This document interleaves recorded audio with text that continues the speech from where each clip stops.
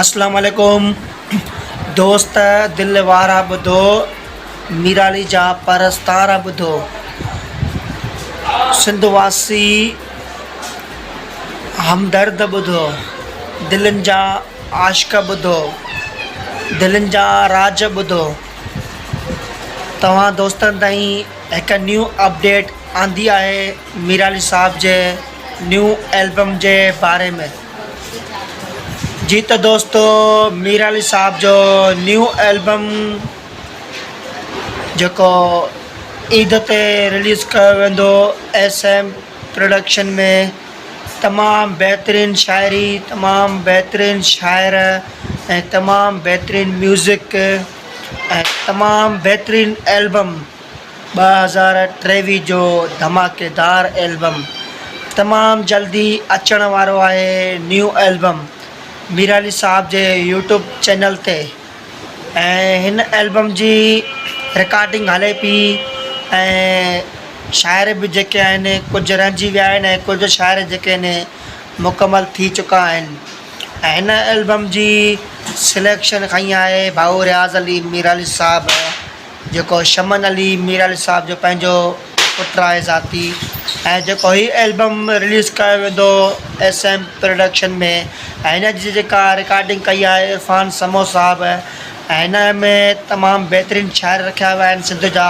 सिंध खां ॿाहिरि रहनि पिया, दुबई में रहनि पिया, सऊदी में रहनि पिया ऐं पाकिस्तान में रहनि पिया ऐं सिंध में रहनि पिया।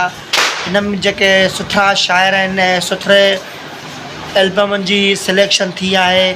तमामु बहितरीन एल्बम, हीअ एल्बम सिंधवासियुनि खे राज कंदो।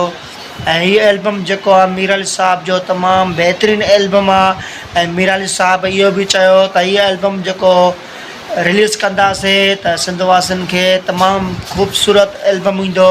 ऐं हिन एल्बम में तमामु ख़ूबसूरत म्यूज़िक रखी वई आहे ऐं तमामु बहितरीन धुनियूं रखी वई आहिनि। ऐं हिन एल्बम जी जेका धुन आहे न तमामु प्यारी धुन आहे, माशाल्लाह एॾी प्यारी सुठी धुन जेका रखी वई आहे ऐं उहा तव्हां एल्बम में ॿुधंदव त तव्हांखे पाण ई वाक़ई यकीन अची वेंदो त मीराली साहब जो केतिरो एल्बम हीउ सुठो आहे ऐं हिन एल्बम में केतिरी महिनत थियल आहे। ऐं मीराली साहब असां सां व्हाट्सअप ते राब्तो करे चयो त तमामु जल्दी बसि इंतज़ारु न कंदासीं, हीअ एल्बम तमामु जल्दी सिंधवासियुनि खे तोहफ़ो ॾींदासीं। ऐं हिन एल्बम जी जेका सिलेक्शन आहे हले पई, कुझु रहिजी वई आहे, उहा बि तव्हांखे तमामु जल्दी मीराली साहब जे यूट्यूब ते जेके नवां वीडियो रिकॉर्डिंग जा ईंदा उहे मीराली साहब जे यूट्यूब ते ईंदा। ऐं हीअ असांजो पंहिंजो वीडियो आहे ज़ाती, असांजो पंहिंजो चैनल आहे सिकंदर सेठार जे नाले सां।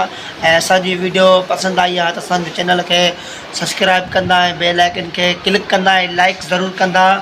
जेका न्यू अपडेट ईंदी त तमामु जल्दी दोस्तनि ताईं पहुचाईंदासीं।